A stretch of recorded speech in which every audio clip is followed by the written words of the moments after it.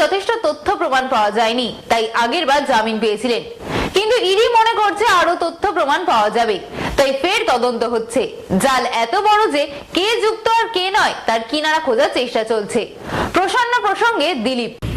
আমার মনে হয় ইডি যে কথা শুনে এসেছিল তারা যথেষ্ট তথ্য প্রমাণ পায়নি, তাই হয়তো উনি বেলও পেয়ে গেছেন।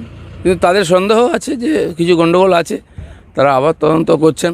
কারণ এই জালটা এত বড়, কে যুক্ত কে নয়, কে জানা অজানায় অজান্তে অনেকে যুক্ত হয়ে গেছে, কেউ হয়তো সুবিধা নিয়েছে, কেউ সুবিধা নেয়নি, এইভাবেই আর বিরাট বিস্তার হয়েছে। তো তারা তার কিনারা খোঁজার চেষ্টা করছে। দেখুন, সংহতি যদি মিছিল করতে হয় আগে টিএমসির মধ্যে সংহতি করুন।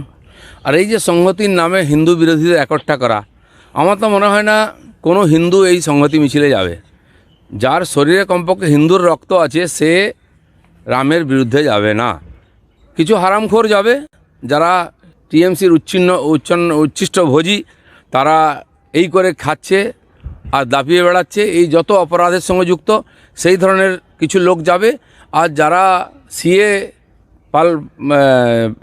হওয়ার পরে, পার্লামেন্টে পাস হওয়ার পরে সারা পশ্চিমবাংলায় আগুন লাগিয়েছিল, ট্রেন বাস জ্বালিয়েছিল, স্টেশন জ্বালিয়েছিল, রেললাইন উপড়ে ফেলেছিল, সেই সমস্ত রাষ্ট্রবিরোধীদের নিয়ে এখানে আর মিছিল হবে রামের বিরুদ্ধে।